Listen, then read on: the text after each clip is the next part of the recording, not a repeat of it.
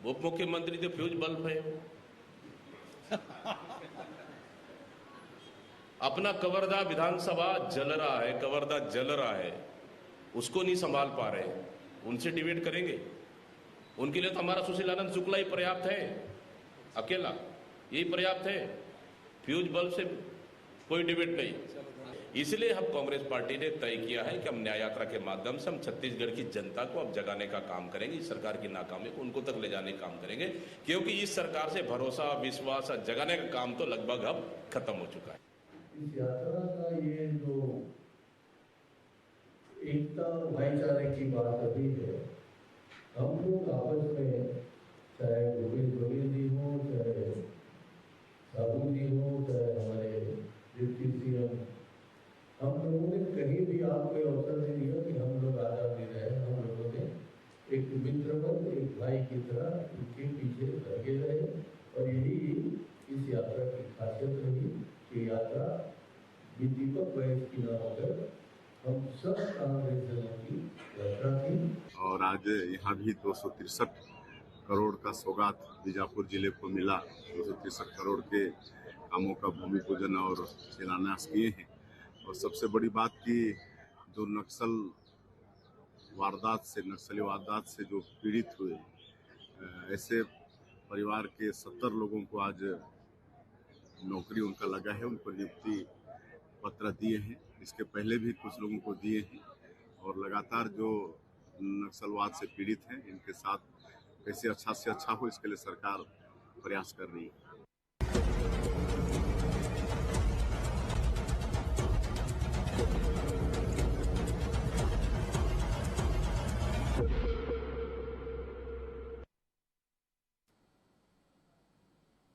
नमस्कार, मैं हूं मोहन तिवारी। आज के मुद्दे में आपका स्वागत है। और आज का मुद्दा हमारा आधारित है, जिसकी चर्चा पिछले कुछ महीनों से लगातार रह रहकर होती रही है कि गृह विभाग को आखिर हो क्या गया है, कौन से ग्रह नक्षत्र ने गृह विभाग को जकड़ के रखा है, और गृह मंत्री आखिर टारगेट में क्यों हैं। लगातार विपक्ष को मुद्दे मिलते रहे, और उसके बाद विपक्ष ने जिस तरीके से एक माहौल बनाने की कोशिश की कि गृह मंत्री ठीक काम नहीं कर रहे हैं, गृह विभाग सवालों के घेरे में है, और उसके बाद न्याय यात्रा और मुद्दे पे मुद्दे जब विपक्ष को मिल गए तो उनके हौसले कुछ इस तरीके से अभी जो हमने बयान बताए वो सामने आए हैं। लेकिन क्या है इसके पीछे की सच्चाई? क्या गृह विभाग सचमुच में टारगेट में है, और किस तरीके के बचाव की मुद्रा में गृह विभाग काम कर रहा है, उसकी अब तक की क्या कार्यशैली, इसी पर आज चर्चा करेंगे। तो आज के विषय पर चर्चा शुरू करने से पहले मिल लेते हैं उन मेहमानों से जो इस चर्चा में हमारे साथ रहेंगे। हम बहुत स्वागत करेंगे।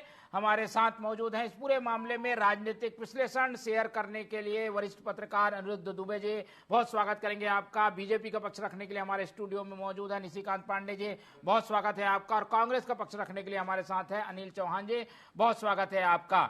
जैसा कि हमने बताया कि कुछ राजनीतिक बयान, कुछ राजनीतिक गतिविधियां या कहें एक्शन रिएक्शन कुछ ऐसे रहे कि गृह विभाग टारगेट में लग रहा था, घटनाएं लगातार होती रही थी, बयान हमने आपको सुना दिए। लेकिन इस बीच एक बड़ी खबर यह भी आ रही है कि गृह विभाग मुस्तैदी से काम करता हुआ बस्तर में दिख रहा है, और यही वजह है कि बस्तर में फिर एक बड़ी सफलता मिली है। नक्सलवाद को खत्म करने के जो प्रयास 2026 के लिए चल रहे हैं, उसमें एक बड़ी सफलता की करीब 30 नक्सली मारे भी गए हैं। तो इस मामले में भी अपडेट लेंगे, लेकिन पहले एक सरसरी प्रतिक्रियाओं का दौर शुरू करते हैं, एक एक करके जान लेते हैं कि पक्ष विपक्ष का कहना क्या है। सबसे पहले चलते हैं कांग्रेस की ओर। कांग्रेस से हमारे साथ चौहान जी मौजूद हैं। अनिल चौहान जी, ये एक बैठे बैठाए मुद्दा आप लोगों को मिलता गया, चुनाव के बाद एक तरीके से शांति राजनीति में आ जानी चाहिए थी, लेकिन कुछ सिलसिला ऐसा चला कि आप लोग तो सड़कों पे उतर गए, सदन का घेराव भी कर दिया, फिर बंद भी आह्वान कर दिया। क्या लग रहा है आप लोगों को, ये एक अवसर है गृह मंत्री को क्या विकेट लेने के, इसलिए तेज गेंदबाजी कर रहे हैं आप लोग? मोहन जी, आपको और सभी पैनलिस्टों को मेरा नमस्कार, आपके दर्शकों को मेरा नमस्कार। देखिए, हमारे लिए कोई अवसर की बात नहीं है, ये तो दुखद पहलू है कि छत्तीसगढ़ में जब से भारतीय जनता पार्टी की सरकार आई है, आप देख लीजिए कि क्या स्थिति है। कलेक्टर एसपी के कार्यालय हिंदुस्तान में शायद ही कहीं जल रहे हो, यहां धू करके जल रहे हैं। भारतीय जनता पार्टी के नेता पूरा आयोजन करते हैं इनके लोग खाने की व्यवस्था करते हैं, इनके लोग परमिशन लेते हैं और उनको कुछ नहीं। उसके बाद बेकसूर सतनामी भाइयों को, कांग्रेस नेताओं को जेल में डाल दो, लगभग 200 लोगों पे मुकदमा दर्ज कर दो, उसमें से ज्यादातर बेकसूर हैं। आप कमरधा आ जाइए गृह मंत्री जी के जिले में, आप देखिए क्या स्थिति है। भारतीय जनता पार्टी का कार्यकर्ता घुरऊ राम साहू, उसको फांसी पर टांग के मार दिया जाता है। भारतीय जनता पार्टी का दूसरा कार्यकर्ता रघुनाथ साहू, उसको पुलिस की मौजूदगी में जिंदा जला दिया जाता है। भारतीय जनता पार्टी का तीसरा कार्यकर्ता प्रशांत साहू, उसको पुलिस पीट पीट कर मार डालती है। ये कौन सा कानून है? इसी कमरधा जिले में जहां के गृह मंत्री हैं, खनिज माफिया इतना हावी हो गया कि शासकीय दल पर प्राणघातक हमला करता है, उसके बाद उनको एक्सीवेटर में डाल के 8-9 किलोमीटर दूर फेंक देता है। इतना हौसला। गौ सेवक की मौत भी वहीं हुई है। बैगा आदिवासी जो राष्ट्रपति के दत्तक पुत्र हैं, वहीं उनके साथ आप देखिए, उनकी जब हत्या हुई, पहले पुलिस का ऑफिशियल बयान आया कि आत्महत्या प्रतीत होती है, उसके बाद यह बयान आया कि दुर्घटना लगती है, उसके बाद तकरीबन 12 दिन बाद कहते हैं कि हत्या हुई है। ये कौन सा रवैया है? पुलिस का स्टैंड क्लियर नहीं है मामले में। 3-4 बार पुलिस रुख बदल रही है। ये कौन सी ताकत है जो काम कर रही है? पूरे प्रदेश में आप देख लीजिए गैंग रेप की घटनाओं पे कैसे पुलिस पर्दा डालने का काम कर रही है। 4 वर्ष की बच्ची से दुष्कर्म होता है, पुलिस अधीक्षक ये कह देते हैं हमने विवेचना कर ली, कहीं कोई आरोपी नहीं है, कहीं कोई अपराध घटित नहीं हुआ, जबकि कानून कहता है कि पहले अपराध दर्ज होगा फिर विवेचना होगी। ये कौन सी पुलिसिंग चल रही है? मोहन जी, बिलासपुर जिले में आपको बता रहा हूं, एक लड़का नाबालिग बच्चे को उसके कार के साथ उठा लेता है स्कूल से और उसका वीडियो वायरल करता है। पुलिस के हाथ कांपते हैं उस पर अपराध दर्ज करने में। वही लड़का सगे भाई बहनों को खुलेआम ढाबे में हाईवे पे पीट रहा है, उनकी कार तोड़ रहा है। वही लड़का चाकू की नोक पर एक अधेड़ व्यक्ति को नचा रहा है। ये कौन सा जंगल राज चल रहा है? आप लोग चाहते क्या है? ये पूरे एक्शन का कांग्रेस की ओर से क्या एक तरीके से उद्देश्य है? क्या चाहते हैं आप लोग? गृह मंत्री का इस्तीफा हो जाए, क्या कैसे ठीक किया जाए चीजों को? देखिए मोहन जी, हम विपक्ष में हैं। जनता ने हमें जनादेश दिया है कि आप सरकार को सजग करें, सरकार को रोकें, सरकार जहां गलत हो वहां बोलें। निश्चित रूप से गृह मंत्री और मुख्यमंत्री दोनों को नैतिकता के आधार पर इस्तीफा दे देना चाहिए। छत्तीसगढ़ एक शांतिप्रिय स्टेट है, इसको जंगल राज बनाने वालों पर कार्रवाई होनी चाहिए, पुलिसिंग दुरुस्त होनी चाहिए। ठीक है, चलिए आ गई विपक्ष की ओर से सारी बात आ गई और ये बातें हम लगातार कई महीनों से करते आए हैं जब भी इस तरीके की घटनाएं होती हैं। अब चलते हैं विपक्ष के पास क्या जवाब है। और गृह विभाग एक तरीके से सॉफ्ट टारगेट बन गया है। गली की चाकूबाजी की घटना से लेकर बड़ी बड़ी नक्सली घटना तक हर चीज का जवाब आप लोग को देना पड़ता है। पांडे जी क्या कहेंगे, कैसे ठीक करेंगे? बीजेपी खास तौर पर प्रशासन के लिए जानी जाती है, सुशासन के लिए जानी जाती है, लेकिन ये क्या घटनाएं हो रही है? मोहन जी, आपको, अनिल जी को नमस्कार, संध्या चौहान। देखिए, इतनी बड़ी बड़ी बात कह रहे थे हमारे भाई अनिल जी कि घटनाएं बढ़ गई हैं। घटनाएं बढ़ी नहीं, घटनाएं कम हुई हैं। हाँ, इनको दिखना अब शुरू हुआ, जब इनकी सरकार चली गई तो इनको दिखना शुरू हुआ, लेकिन घटनाएं किसी भी कालखंड में हो स्वीकार नहीं है। कानून प्रशासन मजबूत होना चाहिए, अपराधियों का नकेल कसना चाहिए, जो कि हम कर रहे हैं। घटनाएं हुई हैं, लेकिन घटनाओं को राजनीतिक संरक्षण और प्रोत्साहन देने का काम भारतीय जनता पार्टी कतई नहीं करती, चाहे कोई भी घटना हो। ये कवर्धा की बात करें तो उसी कवर्धा में क्या क्या घटनाएं नहीं हुई। नारायणपुर जला दिया, सुकमा जला दिया, बस्तर जला दिया, लेकिन आपने कोई कार्रवाई नहीं की। धर्मांतरण के नाम पे पूरा बस्तर जल रहा था। आपका एसपी चिट्ठी लिख के आपसे निवेदन कर रहा था कि धर्मांतरण तेजी से बढ़ रहा, कोई कार्रवाई की जाए, आपने उसको बोल दिया जस्ट शटअप। तो विषय ये तो उनके समय की बात है, इसलिए वो सत्ता में नहीं है आज, पर आप लोग तो आज सत्ता में हैं। हाँ, वही जाना है इनको। अनिल जी, चलिए, तो मैं वही कह रहा हूं कि जो अभी घटनाएं हुई हैं उन पे सख्त से सख्त कार्रवाई हो रही है। अपराधियों का जुलूस निकाला जा रहा है और कोई संरक्षण नहीं दिया जा रहा है। लेकिन विषय जो ये उठा रहे हैं, अभी देखिए, सबसे पहले तो मैं एक चीज कहना चाह रहा हूं कि सुरक्षा बलों की कार्रवाई को साधुवाद, धन्यवाद, हृदय से सलाम उनको। देखिए, अगर ये 30 से ज्यादा की संख्या है तो देश में पहली बार इतनी बड़ी घटना में नक्सलियों को हताहत हुई है।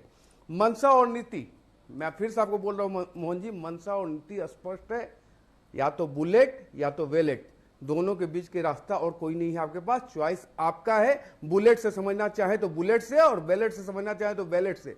विकास की रफ्तार को हम तेज गति दे रहे हैं। साथ ही साथ अगर ये लाल आतंक अगर फन उठा रहे हैं तो इनके फन को कुचलने का काम छत्तीसगढ़ सरकार कर रही है। आप मोहन जी बताइए, 5 साल की सरकार थी इनकी कांग्रेस की, क्या कार्रवाई हो रही थी नक्सलियों पे? अभी जो घटनाएं हुई पूर्ववर्ती सरकार में 10 सेकंड लूंगा, उस घटनाएं में कांग्रेसी सम्मिलित थे। रतन दुबे की हत्या में कांकेर का कांग्रेसी सम्मिलित था। इनके मंच से इनका नेता बोलता है कि अगर भारतीय जनता पार्टी का कोई कार्यकर्ता अगर आपके गांव में घुसे तो उनका गला रेत दिया जाए। उसके परिणाम स्वरूप नक्सली गला रेत रहे थे भारतीय जनता पार्टी का। ठीक है, उस समय इनको जरा सा भी नहीं दिखाई दे रहा था। ठीक है, प्रयास भी हो रहे हैं। ठीक है, मतलब बीजेपी सरकार संवेदनशील है और प्रयास कर रही है, आएंगे इस बारे में। लेकिन अब सुन लेते हैं हम अनिरुद्ध दुबे जी को, क्योंकि वो राज्य बनने के समय से जो गृह मंत्री थे, उस समय से लेकर नंद कुमार पटेल से लेकर अब तक के गृह मंत्री को करीब से देख रहे हैं। ये गृह मंत्री का पद क्या गृह नक्षत्रों से घिरा हुआ है? क्या अनिरुद्ध जी आप कवर करते रहे हैं, क्या ये पद जो है छत्तीसगढ़ में बहुत कठिन है, इसलिए इस तरीके की चीजें, इस तरीके का टारगेटेड चीजें राजनीतिक होती हैं यहाँ? पता नहीं क्यों जो है छत्तीसगढ़ में जो है गृह मंत्री का पद जो है हमेशा से सुर्खियों में रहा, विवादों में रहा, ये तक भी कह लें। और मतलब यह है कि कैसे कैसे किन पर्सनों को क्या योग्यता के आधार पर बैठाला जाता है, ये भी बात कभी कभी पूर्व में आती थी। मैं अभी की बात नहीं कर रहा हूँ। आपने कहा कि छत्तीसगढ़ राज्य बनने के समय से आप देखते आ रहे हैं, मैं वास्तव में देखते आ रहा हूँ। आपने नंद कुमार पटेल जी की बात की, जो योगी शासनकाल में गृह मंत्री थे। उनकी मौजूदगी, उपस्थिति दिखती थी मोहन जी। और क्या है कि अविभाजित मध्य प्रदेश के समय भी नंद कुमार पटेल जी मंत्री रहे थे दिग्विजय सिंह जी की सरकार में। और हो सकता है कि अगर ये शहादत नहीं होती झीरम घाटी हमले में, तो राजनीति में वो काफी ऊंचाई पर पहुंचते। उसके बाद फिर जैसी भारतीय जनता पार्टी की सरकार बनी, तो पहले गृह मंत्री बृजमोहन अग्रवाल जी थे। कुछ ऐसा घटनाक्रम उस समय चला कि डॉक्टर रमन सिंह जी को निर्णय लेना पड़ा और उन्होंने गृह मंत्री बदले रामविचार नेताम जी। अच्छा, रमन सरकार 3 बार सरकार में आई, तो जब ये उसका पहला जो कार्यकाल था बृजमोहन जी के हटने का, रामविचार नेताम जी, उसके बाद ननकीराम कंवर जी, फिर राम सेवक पैकरा जी। और जहां तक मैं समझता हूं जो गृह विभाग है वो थोड़ा सा वहां पे एक आक्रामक छवि वाले नेता की जरूरत होती है। शायद डॉक्टर रमन सिंह जी का अपना कुछ फैसला रहा, पता नहीं क्या है, जैसा भी उनका रहा हो, जो उनकी दूरदर्शिता रही हो, मैं नहीं जानता। राम विचार नेताम जी, ननकीराम कंवर जी और राम सेवक पैकरा जी आक्रामक छवि वाले नेता तो कम से कम नहीं माने जाते थे। भूपेश बघेल जी की सरकार आई तो उन्होंने शायद इन्हीं बातों को देखते हुए उन्होंने कहा था कि अब आपको जो है मतलब ना स्वतः निर्णय वाला तेज तर्रार गृह मंत्री मिलेगा। लेकिन जहां तक कि मेरा अपना व्यक्तिगत मत है, निर्णय शब्द को हटाइए, भूल से निकल गया, व्यक्तिगत मत है, तो वहां पे भी तामध्वज साहू जी को भी देख के ऐसा लगता था कि जैसी स्वतंत्रता उनको होनी चाहिए वो नहीं थी। और ये प्रश्न जो है राजनीतिक जगत में लगातार उठते थे। आज हम बात करें विजय शर्मा जी की बात करें और ताजा हालात की बात करें, तो वास्तव में बहुत कठिन परिस्थितियों में है। और पहले जैसे विजय शर्मा जी खुल के बहुत सारी बातों को कहा भी करते थे कि मैं मोबाइल पे नक्सलियों से बातचीत करने के लिए तैयार हूँ, कोई भी ऑनलाइन तैयार हूँ, सारी चीजें। लेकिन अभी थोड़ा सा मतलब है कि अभी उनकी तरफ से चीजें जो है कम आ रही है और ये काम कर रहे होंगे वो, मैं इस चीज से इनकार नहीं कर सकता। लेकिन अभी थोड़ा सा मतलब है कि उनकी एकदम आक्रामक जो बयानबाजी जो होती थी, एकदम आक्रामक बयान आता था, वो नहीं आ रहा है। लेकिन मोहन जी, प्रदेश में बस 2 लाइन लूंगा मैं। घटनाएं तो मोहन जी लगातार प्रदेश में हो रही हैं, अपराध बढ़े हैं। रायपुर शहर की बात करें तो राजधानी रायपुर की भी स्थिति चिंताजनक है। लेकिन आज जो है बस्तर की बात करें मोहन जी, तो थोड़ा आज जो खबर आ रही है कि 20 से अधिक नक्सली जो है वहां पे ढेर हुए। तो कम से कम बस्तर में जो है अगर कहीं प्रयास चल रहा है, और अमित शाह जी जैसा निर्देश देकर गए केंद्रीय गृह मंत्री, और उस लिहाज से और यहाँ के गृह मंत्री और यहाँ का पुलिस प्रशासन जो है अगर कहीं थोड़ा सा मुस्तैदी दिखा दे रहा है, तो फिर ये गृह विभाग के लिए एक बात जो है संतोषजनक कही जा सकती है। बिल्कुल। चलिए, और इसी संबंध में एक अपडेट ले लेते हैं। जगदलपुर से हमारे विशेष संवाददाता जुड़ रहे हैं, धीरेन्द्र गिरी। उनसे जानने का प्रयास करते हैं कि आखिर ये सफलता किस तरीके की मिली है और क्या अपडेट है, कितने जवान वहां गए थे, किस तरीके की सफलता मिली है। धीरेन्द्र, मेरी आवाज आपको मिल पा रही है क्या? क्या अपडेट है नारायणपुर से आपके पास? हम लगातार देखते हैं कि गृह विभाग को कोसा जाता है, असफल बताया जाता है, लेकिन हम देख रहे हैं वहां कुछ सफलताएं मिल रही है। क्या जानकारी आई है आपके पास? जी बिल्कुल मोहन जी, आपको बता दूं कि दंतेवाड़ा और नारायणपुर के जो सीमा के हैं, उसमें जो आंध्र जो प्रदेश के काडर के नक्सली हैं, उनकी मौजूदगी की सूचना पुलिस विभाग को मिली थी। उसके बाद से दंतेवाड़ा की जो अर्जी की 6 कंपनियां हैं उस इलाके में रवाना की गई। उसके अलावा जो नारायणपुर जिले से भी सुरक्षा बलों की टुकड़ी रवाना की गई है। करीब करीब इस ऑपरेशन में जो संयुक्त अभियान था दोनों ही जिलों का, इस ऑपरेशन में करीब करीब 1500 से 2000 शामिल थे जो नक्सलियों को चारों तरफ से घेरा। ये थुलथुली का जो गांव जंगल है उस इलाकों में ये नक्सलियों के साथ मुठभेड़ हुई है और बड़ी ये मुठभेड़ अभी तक हमारे सूत्र बता रहे हैं कि इसमें 30 नक्सलियों को ढेर किया है और भी संख्या इसमें मोहन भी बढ़ सकती है। अभी 1 बजे से दोपहर 6 बजे से लगातार ये मुठभेड़ वहां पे चल रही है और रात में भी ये मुठभेड़ चल रही है। आपको बता दूं ये जंगल का इलाका है, वहां पे सूचना जो है वो काफी कमजोर है, नेटवर्क के नहीं है। तो जो भी पुलिस के आला अधिकारी हैं वो सेटेलाइट से बात कर रहे हैं। तो कई ऐसी कंपनियां जो अलग अलग इलाकों से जंगल को घेरी हुई है। जब क्या कोई जवान भी हताहत हुआ है? इतनी बड़ी मुठभेड़ है, जिस तरीके की संख्या सामने आ रही है, कुछ कैजुअलिटी तो नहीं हुई है जवानों को? इसमें एक जवान के घायल होने की खबर निकल, अभी तक किसी भी जो जवान है उसकी कोई कैजुअलिटी की खबर नहीं निकल के आई है। बता दूं कि जो ऑपरेशन है बड़े रणनीति के तहत किया गया था। विशेष डीआरजी की टीम होती है जिनको हम बस्तर के इलाकों में लड़ाकों के तौर पे देखते हैं। आपको ये भी जानकारी होगी मोहन जी की इसमें कई ऐसे नक्सली जो सरेंडर किए थे वो उनको एसपीओ के माध्यम से उनको इस डीआरजी बल में शामिल किया गया था।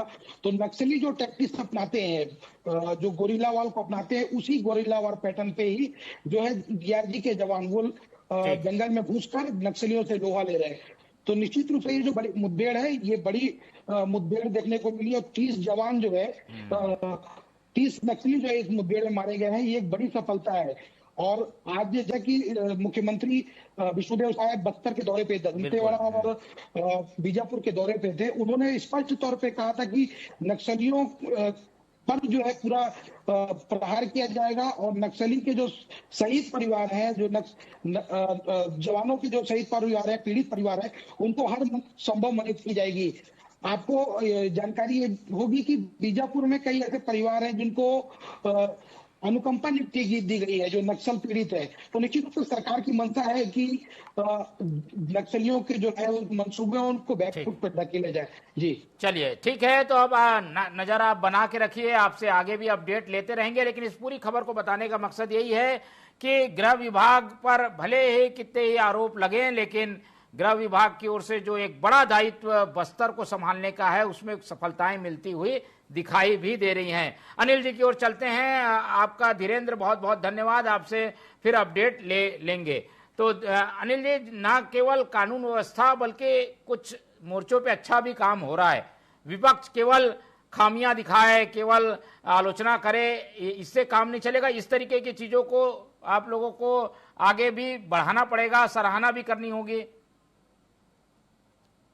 अनिल जी। मोहन जी, जहां तक जवानों के शौर्य को हम प्रणाम करते हैं और ये जो कार्रवाई है ये निश्चित रूप से बहुत पहले होनी थी।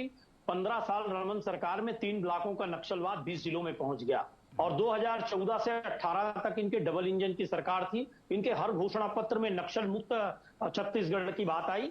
और रहा सवाल, यहां निशिकांत जी पूछ रहे थे, जब आप कानून व्यवस्था की और गृह मंत्री के फेलियर की बात कर रहे थे तो ये जानबूझ के नक्सल मूवमेंट की ओर इस डिबेट को घुमाने का प्रयास किए।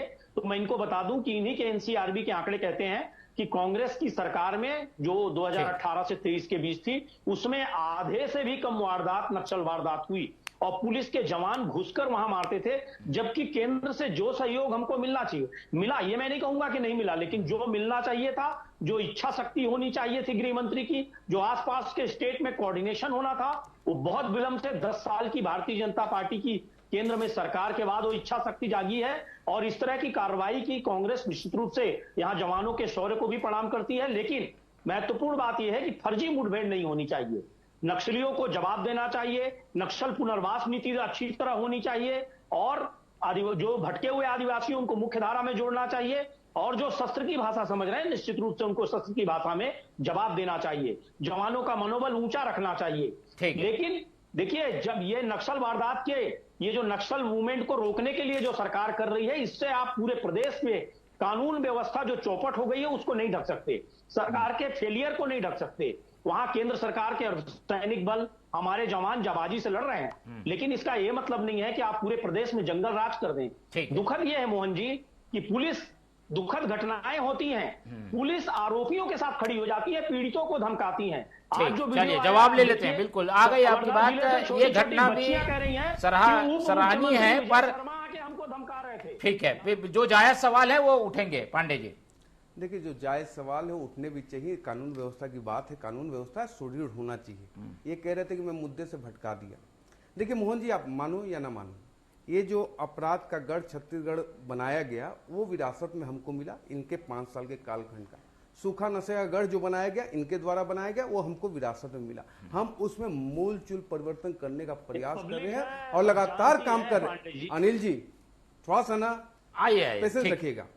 आपने जो अभी बोलिए फिर आपने जो अभी बात कही, विद्वान दर्शक सुन रहे हैं निशिकांत जी, थोड़ा झूठ संभाल के बोलिएगा, बस इतना आप रिक्वेस्ट पीएससी के माध्यम से जज मत बनो साहब, पीएससी फर्जी था, आप जजमेंट मत दो, तय करने वाले आप कोई नहीं हो। सुनो मेरी बात, जिसको माननीय उच्च न्यायालय ने फर्जी कहा था, मोहन जी, 2004 की पीएससी जो हेमंत सरकार ने की थी, मोहन जी थोड़ा सा, तक आप सुप्रीम कोर्ट में ये लटका कांग्रेसी है, समझ सकता हूँ, लेकिन आपको डेकोरम मेंटेन करना चाहिए। जवाब दे रहे पांडे जी। अरे पहले सुनिए मेरी बात, पांडे जी मेरी बात जवाब तो सुन लीजिए। अनिल मोहन जी, ये तरीका है क्या? अनिल जी, हाँ चलिए, मोहन जी ये तरीका है क्या? चलिए आज तो हम कानून व्यवस्था पे बात कर रहे हैं। गृह मंत्री टारगेट में है, इस्तीफा मांगा जा रहा है। पांडे जी इस्तीफा मांगने दीजिए, बुझे हुए दीपक दूसरे को फ्यूज बल्ब बता रहे हैं, खुद का दीपक बुझ गया है। चित्रकूट का विधानसभा भी उनके नेतृत्व में कांग्रेस चुनाव हार गई, बुझा हुआ दीपक आज हमको चुनौती दे रहा है। संभव नहीं है, लेकिन विषय में बोलता हूं। अभी ये बोल रहा है कि सुरक्षा बलों की कार्रवाई का हम सलाम करते हैं। नक्सलियों को शहीद बताने वाले कांग्रेसी आज बोले सुरक्षा बलों के जवानों के जो शौर्य उन्होंने प्रदर्शित किया है उसको सलाम करते हैं। एक चीज बताओ, अभी बात ही बात में इन्होंने बोला कि फर्जी मुठभेड़ नहीं होना चाहिए। फर्जी मुठभेड़ का बात क्या होता है? देखिए यही तरीका, बिल्कुल ये कांग्रेसी हो आप, लेकिन अनुशासन में रहना सीखो। अनिल सिंह चौहान जी,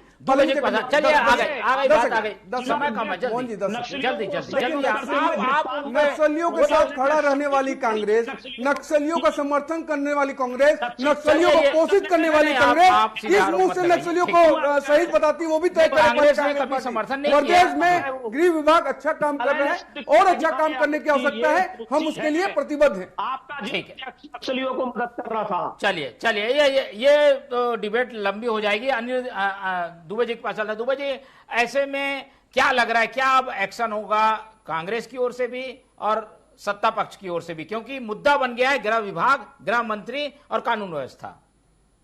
देखिए, मुद्दा बन गया गृह मंत्री और कानून व्यवस्था, और निश्चित रूप से देखे हैं तो अभी जो कवर्धा की घटना पे जो है भूपेश बघेल जी वहां पे पहुंचे हुए थे। फिर ये सवाल ये भी उठा कि उसके पहले जो साजा में जो घटना हुई थी तब क्यों नहीं पहुंचे थे, उसके पहले जो है। तो ये सब तरह तरह की बातें होती है, आरोप प्रत्यारोप का दौर चलता रहता है। लेकिन आज जो है नक्सली मुठभेड़ जो है बहुत अहम हो गया है मोहन जी, और बात मैं समझता हूँ इस पे करना जरूरी है। अभी जैसे भाई चौहान जी ने कहा कि ये है कि शौर्य जिन्होंने अपनी शहादत दी उनके जो है जज्बे को सलाम और उनको सादर नमन। और उन्होंने ये भी कहा कि फर्जी मुठभेड़ नहीं होनी चाहिए। एक चीज तो मेरा ये भी कहना है कि वास्तव में अभी जो सरकार जिस तरीके से आक्रामक हुई और नक्सलवाद को लेकर उसकी जो चिंता है वो कहीं ना कहीं नजर आती है। ये बहुत अच्छी बात है, और बस्तर में शांति हो ये भारतीय जनता पार्टी भी चाहती है और कांग्रेस भी चाहती है। लेकिन डॉक्टर चरणदास महंत जी ने बीच में जो है सवाल विधानसभा में भी उठाया था, उसके बाद अलग से प्रेस कॉन्फ्रेंस लेके भी, कि एक भरमार बंदूकों के जब्त होने का हवाला दिया जाता है, तो क्या भरमार बंदूकें अभी भी उपयोग में आती है? भाई नक्सलियों के पास से ये बहुत बड़ा प्रश्न उठा था। फिर उन्होंने कहा था कि जहां तक कि मैं मध्य प्रदेश के समय में मैं गृह मंत्री था तब भी भरमार बंदूकों के उपयोग में होने की बात सुनने में नहीं आती थी।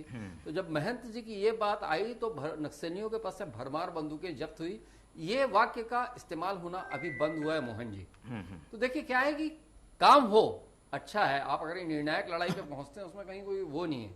लेकिन क्या है कि जो आंकड़े सामने लाए या जो भी आप उसका कोई विवरण प्रस्तुत करें किसी भी घटना का, आप जो मतलब घटना हुई है तो ये सत्य है, आप उसको लेके जागरूक है वो भी सत्य है, लेकिन उस विवरण को प्रस्तुत करने में बहुत सावधानी बरती जाए, क्योंकि उससे किंतु परंतु होता है। जो प्रश्नवाचक चिन्ह लगता है तो कई बार जो है मूल तथ्य जो है वो किनारे लग जाते हैं, और जो जहां पे प्रश्नवाचक चिन्ह लग जाता है वो चीज बहुत बड़ी हो जाती है। ठीक है, तो ऐसी चीजों के बाद जो है कोशिश दोनों ओर से होगी कि अपनी अपनी बात को वो सही साबित करे, लेकिन कुछ जगह सफलता भी मिली है, कुछ चीजों को सुधारने की भी जरूरत है और इसीलिए हम कह रहे हैं कि एक साथ सारी चीजें नहीं हो सकती। कुछ जगह सफलता हो रही है तो उसको सराहना भी मिलेगी और कुछ जगह अगर खामियां हैं तो उसे भी ठीक किया जाएगा। एक आखिरी टिप्पणी पांडे जी शायद कुछ बोलना चाहते। पांडे जी, कुछ भरोसा तो जनता को दिलाना होगा, जब बार बार उंगलियां उठती हैं तो कुछ एक्शन करके दिखाना होता है। बिल्कुल, लगातार सरकार एक्शन में है और इसकी स्वीकृति है। देखिए, घटनाएं हुई हैं उस पर सख्त से कार्रवाई की जा रही है, लेकिन दूसरा महत्वपूर्ण विषय है कि एक तरफ राजनीतिक श्रेय दिया जाता था, प्रश्रय दिया जा रहा था और दूसरी तरफ क्या है कि सख्ती से कार्रवाई की जा रही है। देखिए, भारतीय जनता पार्टी किसी भी अपराधियों का जाति पाति या किसी रंग के आधार पे कार्रवाई नहीं करती। आज देखिए, बलौदाबाजार के आरोपी के रूप में इनके विधायक वहां अंदर जेल में हैं और इनसे पूछिए, उन्होंने उसको बर्खास्त किया कि उसको प्रमोट किया। ये कांग्रेस पार्टी का चाल चरित्र और चेहरा है। जब किसी घटना में आपका नेता सम्मिलित है तो आप उसको प्रमोशन दे रहे हैं, तो ये प्रदेश की जनता भी देख रही है, समझ रही है कि आगजनी करने वाले, और आप बोल रहे थे बलौदाबाजार की घटना देश में पहली घटना, वास्तव में देश में पहली घटना है, लेकिन घटना यह भी हुई है कि प्रधानमंत्री आवास में घुस के प्रधानमंत्री को गोली मार दी जाती है। यह भी पहली घटना थी। तो आप आईना बाद में दिखाना, पहले खुद का चेहरा देखिए। ठीक है, चलिए, अब ये विषय तो काफी लंबा है, लेकिन राजनीति में इस मुद्दे ने एक हलचल सी मचा के रखी है। कोशिशें अब दोनों ओर से होंगी, उस पर हमारी नजर बनी रहेगी। इस पूरी चर्चा में हमारे साथ निशिकांत पांडे जी जुड़े, उनका बहुत धन्यवाद। अनिल चौहान जी ने हमें समय दिया, उनका धन्यवाद। और अनिरुद्ध दुबे जी हमारे साथ बने रहे, उनका बहुत बहुत धन्यवाद। तो तीनों मेहमानों का धन्यवाद करते हुए आज की ये चर्चा यहीं खत्म करते हैं और आप लोग से रखते हैं उम्मीद कि आप लोग देखते रहेंगे TV24। रखिए अपना बहुत ख्याल। नमस्कार।